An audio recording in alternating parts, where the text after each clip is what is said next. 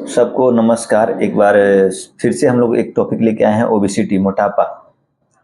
बहुत सारे लोग मोटे होते हैं, हेल्दी होते हैं, तो लोग कहता है खाते पीते घर का है। लेकिन मेरे मानने से, स्वास्थ्य के दृष्टिकोण से, स्वास्थ्य के इशू से, जो मोटे हैं, जो ओवरवेट हैं, वे खाते पीते घर के नहीं हैं। वे हॉस्पिटल जाने वाले घर के हैं। वे बीमारियों को लाने वाले घर के हैं। यह वीडियो हम जो बना रहे हैं खास करके मोटापा के प्रति जागरूक करने के लिए बना रहे हैं कि मोटापा से कितनी बीमारियों का खतरा बढ़ जाता है हमारे शरीर में। और आज के समय में बच्चों, बूढ़ों, जवान सभी लोगों में मोटापा का शिकार क्यों अधिक हो रहा है और एक मोटापा कितनी बीमारियों का जनक है, इसको हम लोग सबसे पहले समझेंगे। मोटापा का आंकड़ा देखें हम तो पूरे विश्व में मोटे लोगों की जितनी भी जनसंख्या है उसमें भारत दूसरा स्थान पे है। ये सोच के आपको ताज्जुब होगा, भारत में 18 करोड़ से अधिक लोग मोटापे के शिकार हैं। वहीं अगर हम पूरे विश्व में बात करें तो 100 करोड़ से ऊपर लोग हैं मोटापे के शिकार, यानी मोटे लोगों की संख्या 100 करोड़ पहुंच गई है, और जिसमें भारत दूसरे स्थान पे है। और इस 100 करोड़ में केवल 8-10 देश ही हैं जो 50% अपना आंकड़ा रखते हैं। तो इस तरह यह बहुत ही खतरनाक है। अब तो बच्चों में भी मोटापों की संख्या बढ़ रही है, और ग्रामीण क्षेत्रों से अधिक शहरी क्षेत्रों में 70% यानी 100 लोगों में 70 लोग मोटापे के शिकार हैं। अब मोटापा होना अच्छा है कि खराब है, इसको समझना सबसे बड़ा जरूरी है। मोटापा, ओवरवेट, यानी कि आपके शरीर में फैट की मात्रा अधिक हो गई, ओवरवेट हो गया, तो किन किन बीमारियों का समावेश हो सकता है, किन किन बीमारियों का खतरा आपके शरीर में बढ़ सकता है, कौन सा हेल्थ इश्यू हो सकता है, कितनी तरह की कठिनाइयों का सामना करना पड़ सकता है, कितना जल्दी किस विभाग के डॉक्टर से मिलना पड़ सकता है, यह आप समझिए। सबसे पहले कि जैसे आप मोटा होइएगा, आपको increase risk of heart disease, यानी आपको हार्ट का खतरा बढ़ जाएगा, यानी आपको हृदय रोग के डॉक्टर के पास जाने की जरूरत पड़ेगी। हार्ट से रिलेटेड बीमारियों का खतरा बढ़ जाएगा। आपको डायबिटीज, चीनी का खतरा बढ़ जाएगा। जिनको भी मोटापा होगा उनको चीनी का खतरा बढ़ जाएगा। जिनको भी मोटापा हो उनको हाई ब्लड प्रेशर का खतरा बढ़ जाएगा। जिनको भी मोटापा होगा उनको हाई कोलेस्ट्रॉल, शरीर में कोलेस्ट्रॉल जो होता है, बैड कोलेस्ट्रॉल, गुड कोलेस्ट्रॉल, तो कोलेस्ट्रॉल की मात्रा बढ़ जाएगी। जब कोलेस्ट्रॉल की मात्रा शरीर में बढ़ेगी तो फैटी लीवर का बढ़ेगा, गॉल स्टोन बनने का शुरुआत होने लगेगा, आपकी आर्टरी में ब्लॉकेज होने लगेगा, प्लग बनेगा, एथेरोस्क्लेरोसिस बनेगा, और हार्ट ब्लॉकेज हो सकता है, हार्ट अटैक हो सकता है। तो यह सब मोटापा सबसे बड़ा कारण है। स्लीप एपनिया होता है, एक बीमारी होता है, उसका खतरा बढ़ सकता है। उसके बाद आपको अर्थराइटिस का खतरा, अस्थमा का खतरा, किडनी की बीमारियों का खतरा बढ़ सकता है। और सबसे बड़ा ताज्जुब की बात है, मोटापा कैंसर का सबसे बड़ा कारण है। Oesophagus cancer, ovarian cancer, uterine cancer, pancreatic cancer, colorectal cancer, ये सब कैंसर का बहुत सा प्रकार है। इस कैंसर का खतरा बढ़ जाता है मोटापा की वजह से। इसलिए मोटापा बहुत ही खराब बीमारी है, और इससे सतर्क रहने का, सावधान रहने की जरूरत है। और यह वीडियो हम इसीलिए बना रहे हैं। अब देखिए, मोटापा का कैसे समझे कोई आदमी कितना मोटा है। मोटापा का मात्रक के लिए हम लोग BMI, बॉडी मास इंडेक्स से हम लोग पता लगा लेते हैं कि किसी भी आदमी का बॉडी में मास कितना है, उसका फैट है कि नहीं, ओबेसिटी का शिकार है कि नहीं है। तो BMI निकालने का सिंपल सा रूल है कि वेट इन पाउंड, यदि पाउंड में आपका वजन है तो बटा भागा कर दीजिए उसको हाइट को किस चीज में मानेंगे, इंच में, यानी कि पाउंड में वेट भागा हाइट इंच में करेंगे तो BMI निकल जाएगा। फिर दूसरे वर्ड में अगर आते हैं कि वेट को अगर केजी में रखना चाहते हैं तो हाइट को मीटर स्क्वायर में भागा देने से उसका BMI निकल जाएगा। नॉर्मल आदमी का BMI जो होता है आसपास 20-25 के करीब में होता है।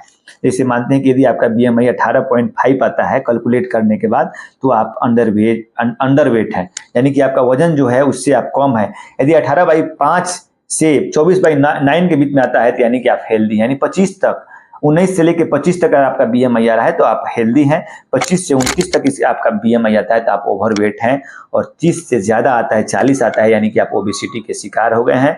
ओबेसिटी मतलब मोटापा मतलब कैंसर हो सकता है, चीनी हो सकता है, डायबिटीज हो सकता है, हार्ट की बीमारी हो सकती है, कोलेस्ट्रॉल बढ़ सकता है, गॉल स्टोन हो सकता है, अर्थराइटिस हो सकता है, हार्ट में ब्लॉकेज हो सकता है, कैंसर तक हो सकता है। इसको समझना पड़ेगा।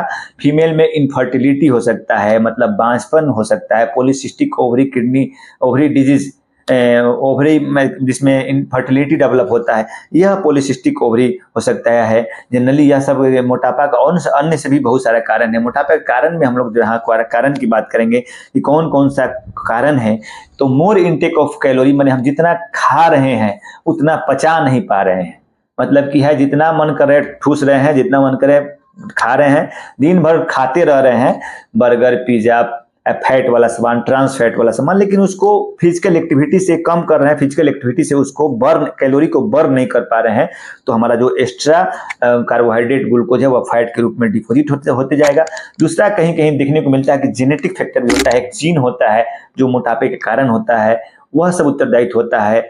तो जेनेटिक कॉज भी हो सकता है, लाइफ साइकिल फैक्टर होता है कि हमारा लाइफ स्टाइल कैसा है, हमारा लाइफ स्टाइल मेहनत वाला है कि बैठने वाला है, हम कैसे खाते हैं, कैसे घूमते हैं, कैसे पीते हैं, यहाँ से वहाँ जाने के लिए हम 5 कदम भी चलने के लिए हम एरोप्लेन का इस्तेमाल करते हैं कि गाड़ी का इस्तेमाल करते हैं कि मोटरसाइकिल का इस्तेमाल करते हैं, फिजिकल एक्टिविटी कितना करते हैं, वर्कआउट कितना करते हैं, यह सब चीज़ को देखना पड़ेगा। उसके अलावा यदि आपको इंसोमिया का बीमारी है, आपको मतलब कि एक डिजीज होता है जिसमें दांत में नींद नहीं लगता है, तो उसके चलते हो सकता है। आपको यदि कोई क्रोनिक डिजीज है as like a heart disease है, हाइपरटेंशन है, डायबिटीज है, स्ट्रोक है, हाई ब्लड प्रेशर है, तो इस सब में भी मोटापा का खतरा बढ़ जाता है और इस मोटापा के चलते भी इस बीमारियों का खतरा बढ़ जाता है। तो अगर आपका BMI ज़्यादा है तो बोन पे भी इफेक्ट पड़ता है, आर्थराइटिस डेवलप होगा, क्योंकि ओवरवेट के चलते कमर ठेवना और पैर की हड्डियों में दर्द होने लगता है। तो यह सब चीज़ को समझना पड़ेगा, फिजिकल एक्टिविटी को समझना पड़ेगा कि फिजिकल एक्टिविटी कितना है, और ज़्यादा स्ट्रेस लेने से भी ओबेसिटी बढ़ता है। और मतलब कि अगर आपके खाना के साथ साथ आपका रहने का पैटर्न, सोने का पैटर्न, काम करने का पैटर्न अच्छा नहीं है, कुछ दवाइयां हैं जो ओवरवेट कॉज करती है, जैसे एंटी डिप्रेशन के लिए जो मेडिसिन लेते हैं, सीजर के लिए जो मेडिसिन लेते हैं, डायबिटीज़ के लिए जो मेडिसिन लेते हैं, या फिर कोई आप वेट बढ़ाने के लिए मेडिसिन ले रहे हैं, खाने में स्टेरॉइड का सेवन लंबे समय से कर रहे हैं किसी बीमारी के लिए। आजकल आप देखिए गाँव देहात में कोई भी बीमारी होता है तो उसमें स्टेरॉइड, डेक्सोना वाइसलोन का इस्तेमाल किया जाता है, और डेक्सोना वाइसलोन के खाने से कैंसर, मोटापा, डायबिटीज यह सब खतरा बढ़ जाता है। तो मोटापा को अंडरवेट रखना है। मोटापा एक बहुत बड़ी समस्या है समाज के लिए, जो अनेक बीमारियों का जनक है। हार्ट, किडनी, लीवर, पेंक्रियाज में कैंसर, बहुत सारा कैंसर हमने बताया, वो सब कैंसर तक भी हो सकता है। तो मोटापा को कंट्रोल करना है, जो भी फैक्टर है उसको दूर करना है, और अंडरवेट नहीं रहकर मतलब कि एक नॉर्मल BMI को मेंटेन करना है, ताकि आप हेल्दी वेट मेंटेन कीजिए, जो फिजिकल एक्टिविटी स्ट्रेस को दूर करने से और खान पान में संयम, क्या हमको खाना है इस चीज में संयम करके हम लोग कर सकते हैं। नहीं तो ऐसा आने वाला है कि 2050 तक हमारे देश में मालूम है कितना 50 करोड़ से अधिक जनसंख्या मोटापे के शिकार हो सकती है, और जैसे जैसे मोटापा बढ़ेगा वैसे वैसे बीमारियों का घर में लाइन लगा रहेगा। तो यह चीज़ को समझना पड़ेगा। जो भी आप बाहर निकलते हैं तो घर से बना हुआ खाना लेके जाइए, नॉर्मल खाना जो है, जितने भी डिब्बा बंद खाने जूस हैं उस सब में या तो सेचुरेटेड फैट रहता है, ट्रांस फैट रहता है, या फिर आपको हाई मात्रा में शुगर होता है जिससे आपको कैलोरी ज़्यादा मिलता है और आपको उतना वेट बर्न नहीं करने से आपको मोटापा होता है। तो बाहर के खाना को छोड़ना पड़ेगा, घर के खाना को रखना पड़ेगा, वो भी लो फैट। खास करके प्रयास करना है कि यदि आप ओबेसिटी के शिकार हैं तो तेल को बदलना पड़ेगा, कम तेल में खाना बनाइए, या फिर पानी वाला जीरो ऑयल कुकिंग का सहारा लेना पड़ेगा। बच्चे को भी इसके प्रति जागरूक कीजिए। बच्चे को प्यार से जो आप कुरकुरे, चिप्स, मैदा का सामान और डिब्बा बंद ट्रांस फैट का सामान जो हम दे रहे हैं, स्ट्रिंग आजकल देख रहे हैं, बच्चा सब कहीं मेहनत करके आता है, पढ़ लिख के हरासमेंट करके आता है, तो सबसे पहले स्ट्रिंग या कोको कोला उठा के पीता है, तो जो बहुत ही खराब है।